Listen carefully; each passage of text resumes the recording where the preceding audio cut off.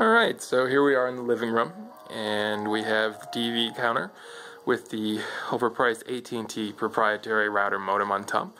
And it's a little bit dark right there right now, because it's nighttime, but I put a 6-port LAN cable wall plate in, so that when we come around over this way, into the hallway to the kitchen, there's a brand new Category 6 network port with 2 ports that goes down through an old heat duct, which leads down the stairs, which are also poorly lit because it's nighttime, to the basement.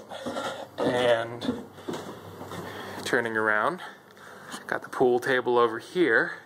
So moving up, this is the bottom of that heat vent in the hallway. If you look right here, there's the Category 6 cable.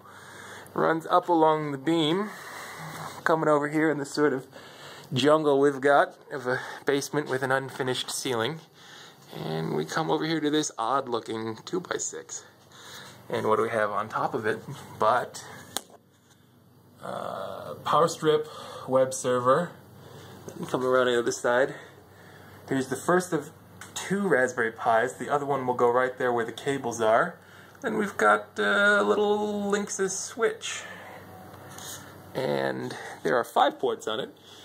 1 of which takes the connectivity from upstairs, 3 of which will serve these 3 servers, and the 4th of which will come all the way over here and then drop down from the ceiling to the projector table